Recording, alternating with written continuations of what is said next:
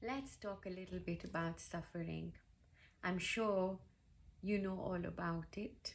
Well, at least you might have had your fair share of human suffering in your life.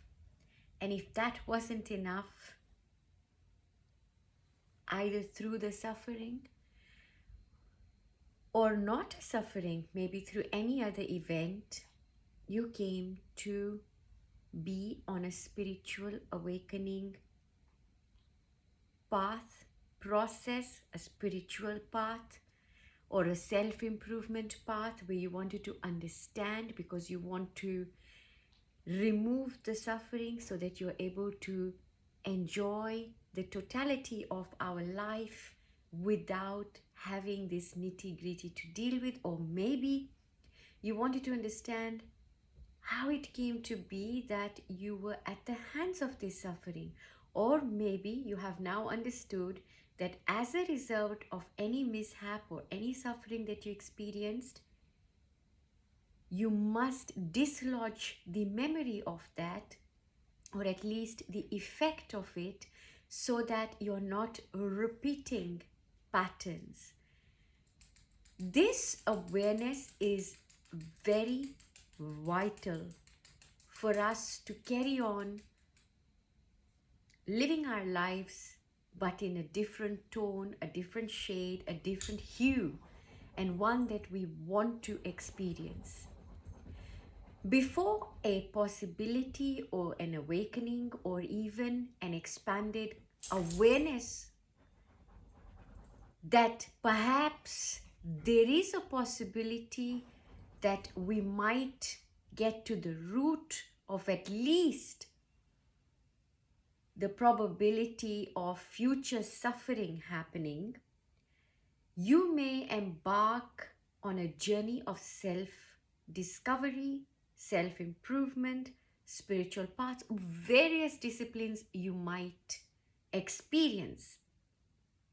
Now, the difference between one who wants to look within for the answer, so you're looking and you realize and you're pretty certain that, or at least you're willing to try it out, that perhaps suffering isn't quite as I have imagined it to be, although you have experienced it. Okay, so you've experienced the suffering, but you don't want to suffer again.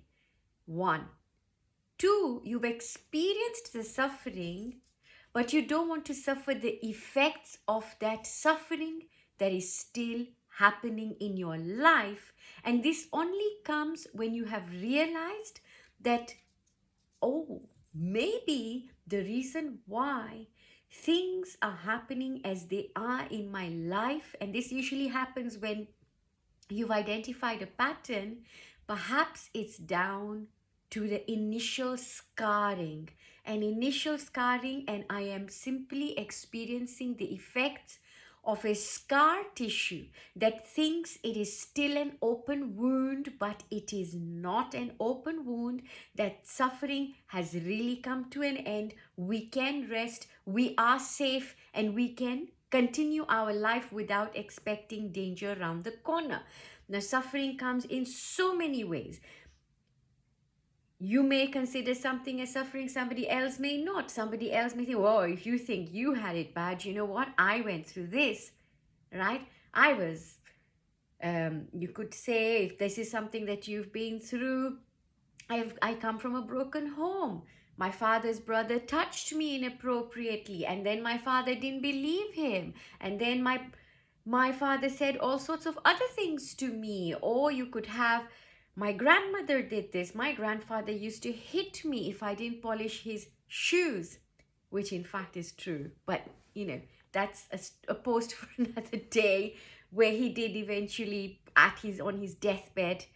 I wasn't living in that same country by that moment. And digressing a little bit, folks, just to give us a bit of reality to this, is that he needed blood, and I hadn't seen him for so many years, and I happened to be in the country at that time. And I went, we heard it on the radio and we immediately went there, and he knew, I don't know how he knew, but he had a feeling that I was going to be there, and he opened his arms as if he were expecting me, and he said to me, he folded his hands and he said, this family has a lot to apologize to you for.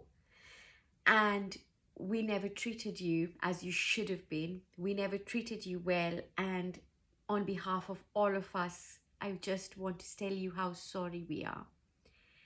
And I looked at him, and at that time I remember taking a book out of my bag, The Prophet by Khalil Gibran, and I gave it to him and I said, I hope you enjoyed this. And I said, don't worry. Yeah. I said, Papa Ji, this is what we call them in our language. I said, don't worry, it's done. What's done? I'm happy that I'm here. And he held me.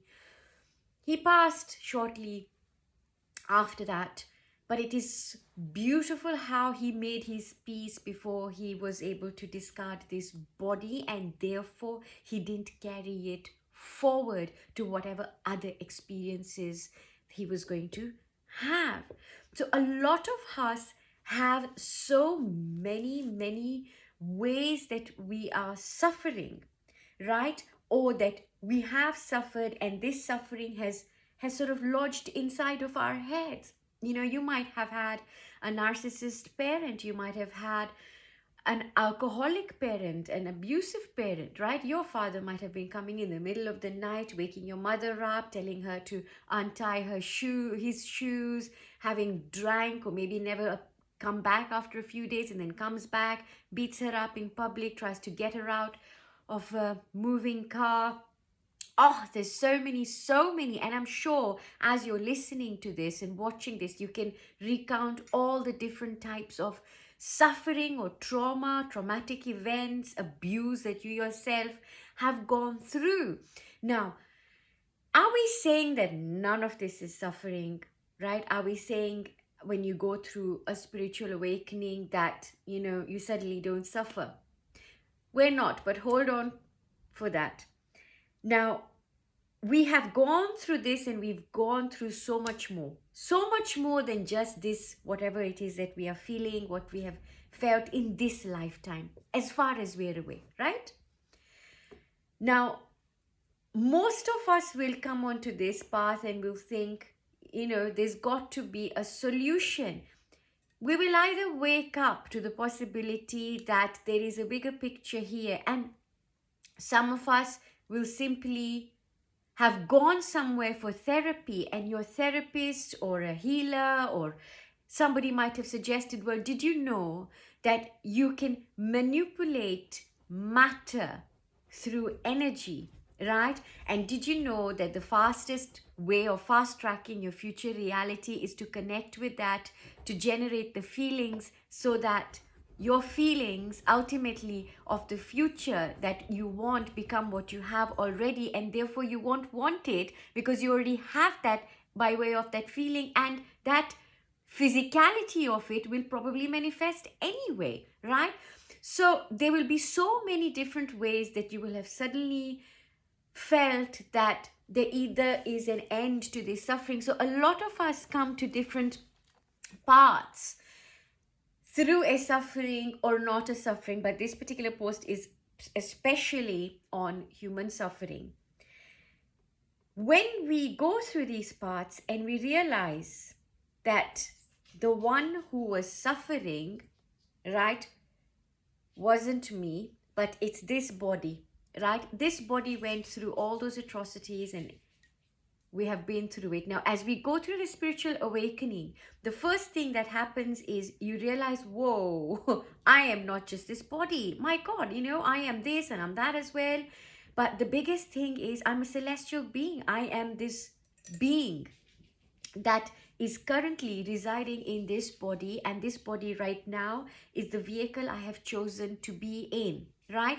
Stay tuned for part 2. Be right back.